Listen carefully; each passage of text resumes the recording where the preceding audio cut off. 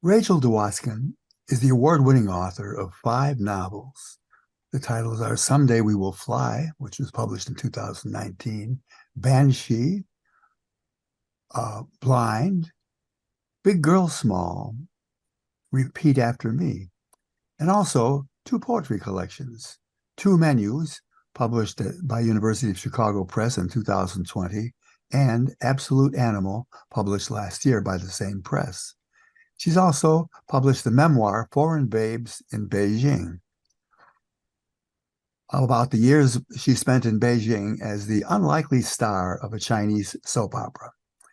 She's received the National Jewish Book Award, a Sidney Taylor Book Award, an American Library Association's Alex Award, and an Academy of American Poets Award, among others.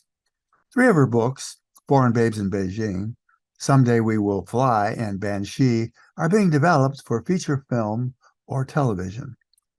DeWoskin's poems, essays, and articles have appeared in numerous journals and anthologies, including The New Yorker, Vanity Fair, uh, The Baffler, Plowshares, and New Voices from the Academy of American Poets. DeWoskin is core fiction faculty at the University of Chicago and affiliated faculty in Jewish and East Asian Studies. She serves on the National Steering Committee of Writers for Democratic Action, the WDA. Let's welcome Rachel DeWoskin. Thank you. Thank you for the lovely radio host introduction, and for having me in my virtual hometown. I love Writers for Democratic Action. I hope you'll all sign up. We're fighting book bans, we're fighting for democracy, and we're all a bunch of scrappy writers, and all you have to do is sign your name, and we have a Michigan chapter. I'm actually the chair of the Michigan chapter, which is obviously ludicrous. So anyone who wants to join and then take over that role, that would be fantastic. Anyway, it's a very, very good organization of writers who care about the world.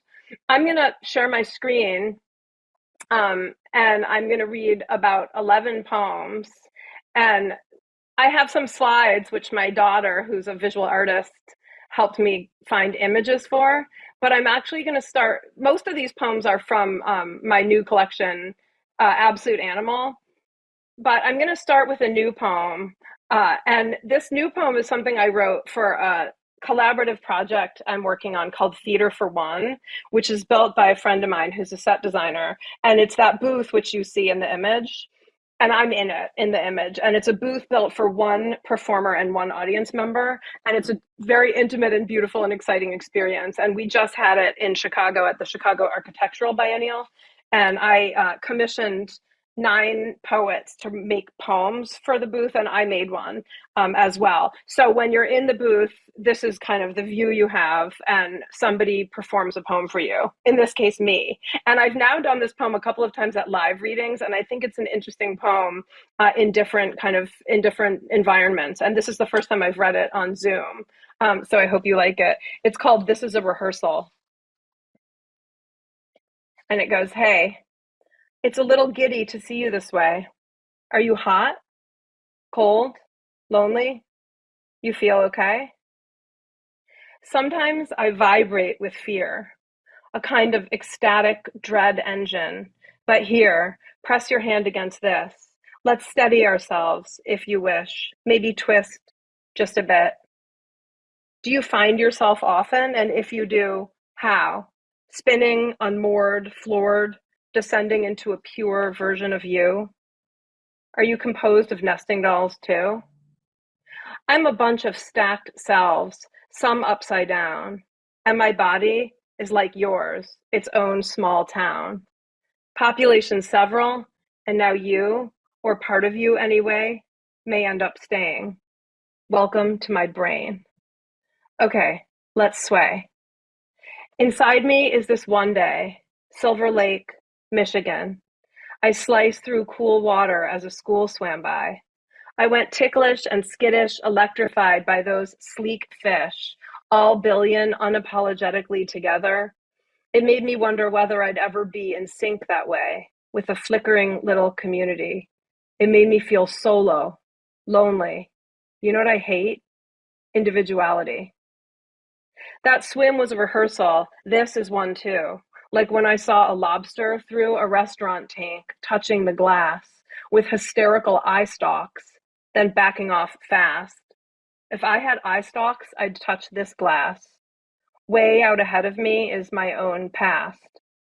Hope and dread are twin forces. Attention makes three. Dip your head side to side for a second with me.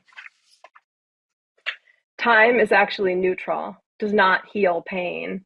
Sometimes English grammar just makes us insane. I meant what I said, that the past is out front. We know it, can see it, have been there before. The future's behind us. We can't see it, of course. So that leaves present tense. Sweet rehearsal, quick play for the people we're going to be after today. We'll be swimming through eras, close by, far away. Is anything outside us real anyway? Let's all try on viewpoints. Be first, second, third. I'll be you. You be everything else, every word. Dictionary of beauties, each lock and each key. Belugas, blue dwarf stars, that sweet mystery of frozen waves stacking, then clattering back. Be volcanoes, red candies, my 80s soundtrack. Be a merry-go-round, case of stairs, disappearance. Be heartbreak, migration. Please be my coherence. I'm asking a lot, I know. Which body, which being, and what is a body, a self? Who are we? In a minute, nothing but weird memories. Eye stalks, waves, volcanoes, some new mysteries. Dr. Seuss's Goo Goose was always chewing blue goo. Remember, sir, had to choose whether to chew? I knew I'd say yes. Absolutely chew goo. And I'd move pole to pole in this room with you too. Did this ever happen? Was I talking with you? I think so. To these versions of us, let's stay true. That's my Theater for One poem. It's actually heavily produced in the booth with lights and sound. I'm going to read a poem from Absolute Animal called Attention. Attention. The still clear surface flickers, silver glint of fish across ripples, a rising breeze pushes a pattern, ribbon, moving print, on river water quick, time, sideways trees line cliffs so steep sometimes the vast trunks break at night, fast popping, cracking, firework claps, then quiet, intense enough to make us listen, slow down. Foxes fuss. Frogs lurk in the singing dark. Black bears and deer move in circles of their own. Societies of fruit trees, fishing, teeth on fruit trees, swim above the rapids with them, listen. Blackberries ripen, river mussels cling. Try to hear time, each fish, leap, flip, glimmer, disappear. I wrote a lot of the sonnets in Absolute Animal during the pandemic. For me, the plague inspired chaos, and it made me want to write tidy poems, kind of pour mortal terror into small antique containers, the shape of which I already knew and understood. This next poem is not a sonnet, but it's an Order Out of Chaos poem. It's about voles, who are apparently very romantic. It's called Ways to Love and Leave You.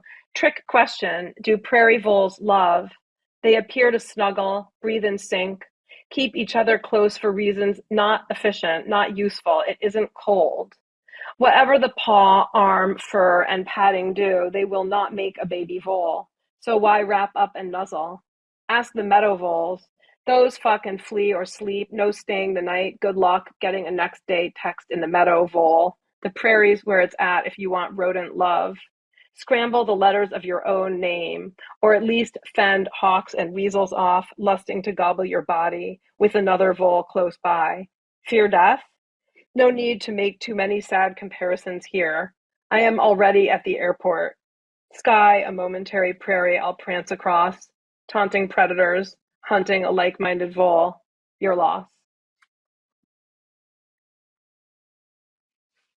This is a poem called Estrangement, about 1999, and a moment when the US-led NATO bombed the Chinese embassy in Belgrade.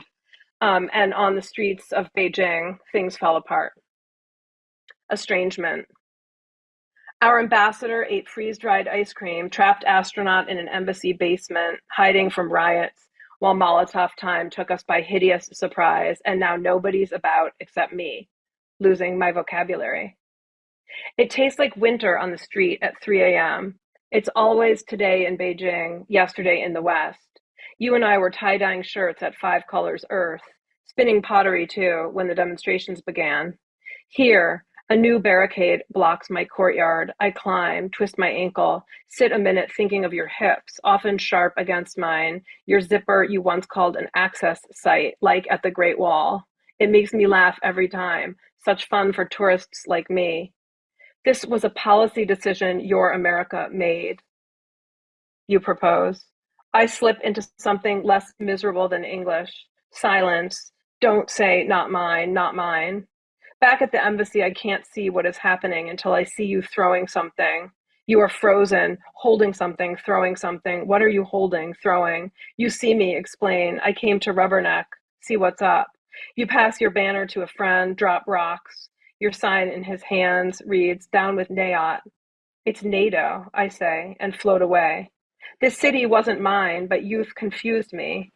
You have made something from English and not asked me to proofread. Silly, I know, but so painful all the same that I can't make anything except broken Chinese letters to you. I do not write the story I owe an American paper. I don't know what the story is. Can I promise this impossible thing, please, that you will be my only reader, and everything I'll make from here will be a question? Burn this translation.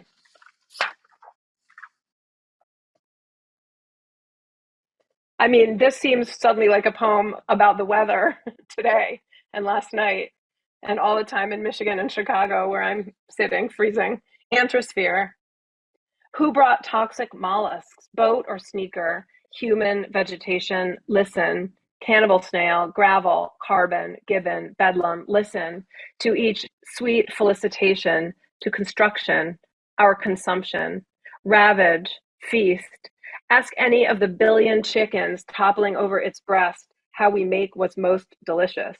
Ask the numbered, patterned cats, sleek past sense, sleek toward extinct, toward prowling cities, predators.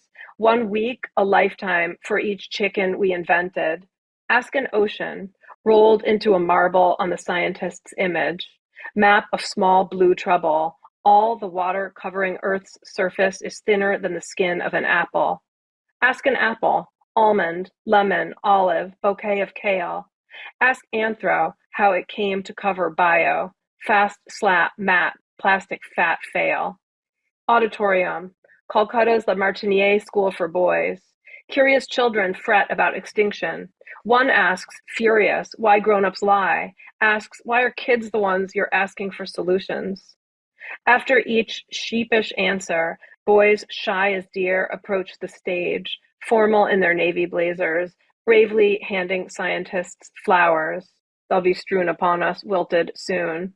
What used to be wild, we've coaxed into our own.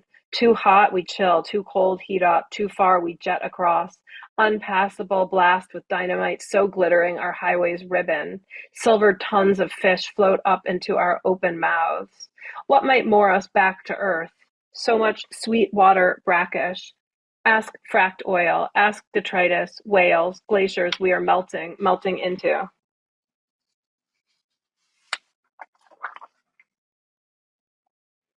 This is a poem about my dad's bionic heart. I'm interested in expansion and contraction, things which are too huge to measure or grasp, and things which are so small that the granular pieces of them end up composing those profound things which are too hard to measure or grasp.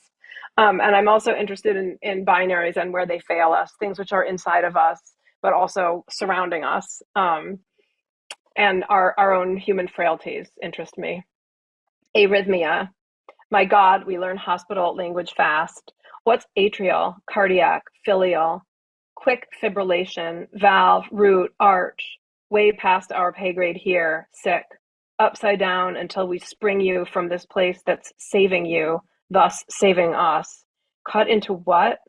Replace, repair, slow blood down, wait. Soak up what's true slowly. This truth may pitch us into space so terrifying we can't return. What else is there but you? Laughing, saying they froze, then thawed your body, brought back slow each pulse 100 years we waited. How to close a sternum, stanza, suture, layer, wound. Measure something like love, abstract, fine-tuned. That one's a sonnet, obviously. I'm trying to organize the chaos of mortal fear into a tidy little container. I have a couple more poems. 1, 2, 3, 4 more poems. This one is called Chemical Peel. Today I had the skin burned off my face for fun, to reveal one beneath. A fresher girl, spring of last year instead of this. One more attempt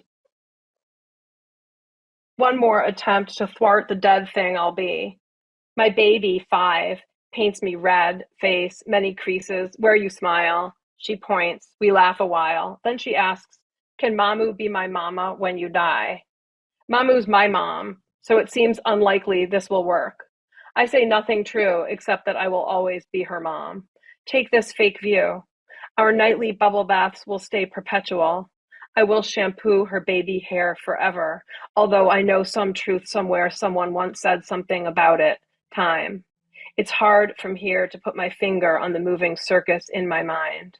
What's clear?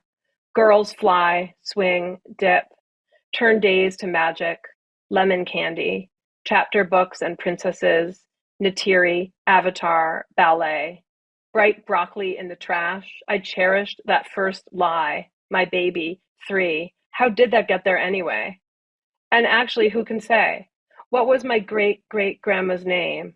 Will my babies' remember one syllable of my babies' names? Dalen and Light, unthinkable, the letting go. Sing such slow vanishing, hold on to each pink bubble. This is another poem about my dad. It's called Heathkit TV, 1980. What my father made and gave me, nouns, transistor, fastening, capacitor. He was a sort of sorcerer, wizard at building. His mind, a sleek machine of memory, rebuilt from youthful chaos and some suffering we didn't discuss, just fixed into a different tense. The 5 of us assembled, 1980, rendered late again. My mother, brothers, stars are moving on a screen my father took from separate components. Fused, they dance, laugh, entertain, reflect us. Lit up swing sets, sunsets, TV sets, antenna, current, plug. Each piece makes another work. Hot spark of a soldering gun connects by melting. He is always working, making what we need to see. We move from planet to electric planet, Apple IIe joy, invaders, tick, Atari basement, aliens we shriek at, shoot up, 2D childhood, sweet summary of superglue and batteries. He has a fix for anything we break. I'm sick this year. My voice back young again, some fear. Dad, can you help me for a second here?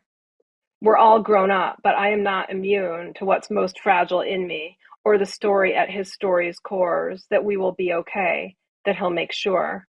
This fix needs a tricky switch flipped back to who we were. A cure?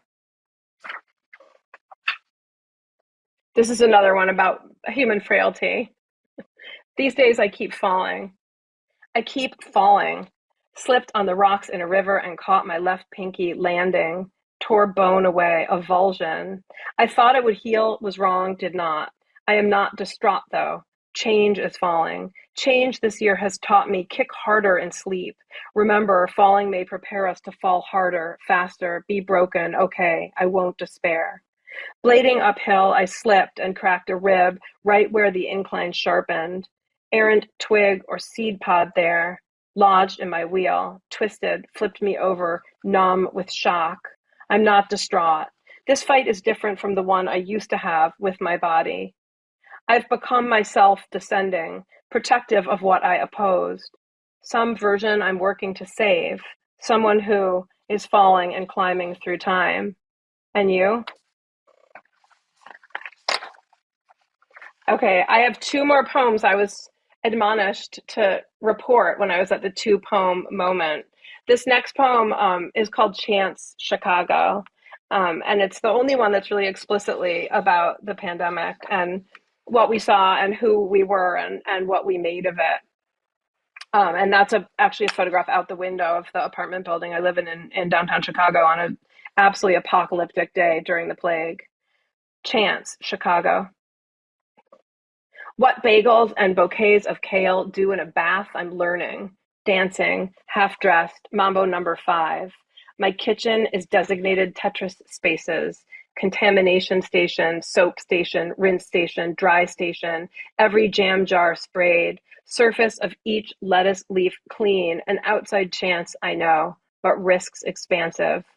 Is one sun hot enough to burn this off away from us? Are we us? Are we tough or broken? Are we what we eat, wash, shrink from, hide inside ourselves, or safe? Strange groceries stack and gather, repeat, vanish, remake patterns, remake us.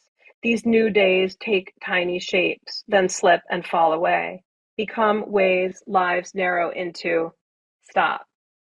Points of light on the lake. I'd rather lick you, raise our arms in a stadium wave, take the opposite of a distanced risk, touch everything.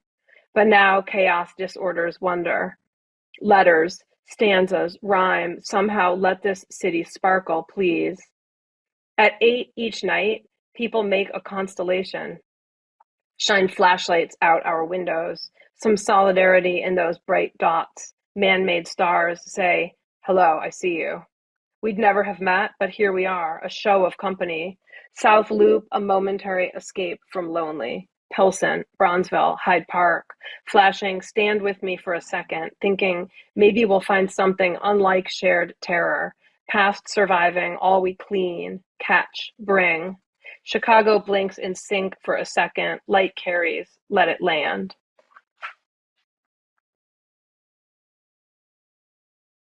And then I'm going to end with this poem, Airplane Landscape, 1992, true story.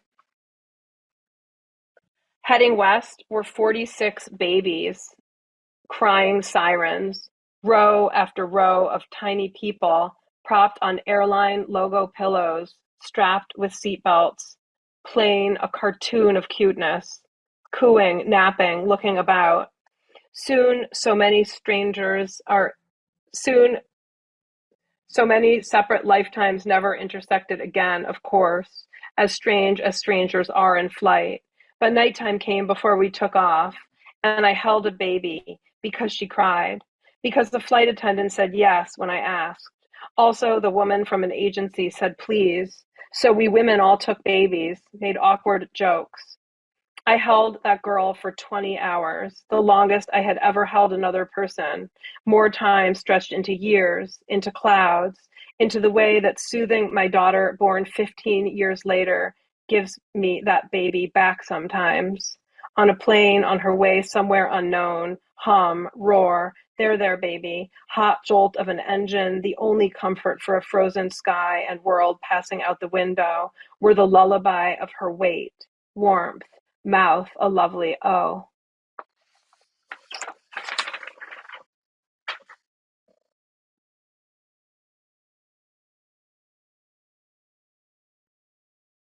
Thank you.